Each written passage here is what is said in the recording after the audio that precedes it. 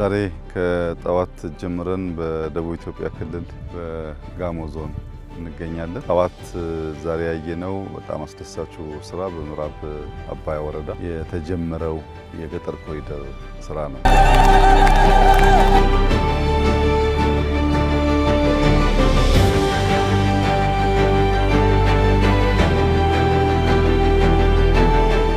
ምዕራብ አባያ ወረዳ ያየነው ቅድም ሞዴል የገጠር ኮሪደር ስራዎች ሙሉ በሙሉ የተገነቡት በአርሶ አደሩ ነው። እኛ የማሰልጠን የጡብ ማሽነሪ የማቅረብ አይነት ድጋፍ ከማድረግ ውጪ ሙሉ በሙሉ ወጪው የተሸፈነው ስራው የተሰራው በአካባቢ አርሶ አደሮች ነው።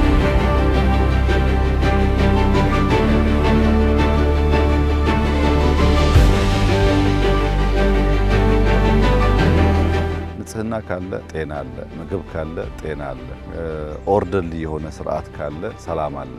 እነዚህ ጉዳዮች ከፍተኛ ግምት ሊሰጣቸው ይገባል። የዜጎቻችን ሕይወት ይቀይራሉ፣ የአኗኗር ዘያችን ያሻሽላሉ። ኢትዮጵያን ወደምናስበው ከፍታ ወደምናስበው መሻሻል የመውሰድ አቅም አለ።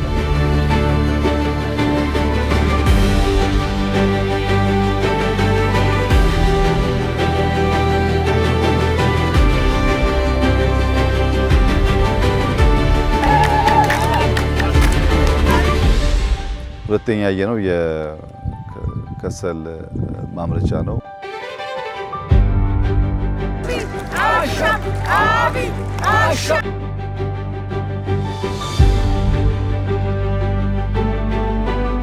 ከጥቂት ዓመታት በፊት ለእኛ ኢንዱስትሪ ግብዓት የሚሆኑ ከሰሎች ከውጭ ሀገር እናስገባ ነበር። እስከ $300 ሚሊዮን ገደማ ከውጭ ገቡ ነበር። አሁን በሀገር ውስጥ እናመርታለን።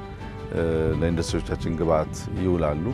ዘንድሮ አምና መጨረሻ አካባቢ ዘንድሮ አራተኛ ስናስመርቅ ነው።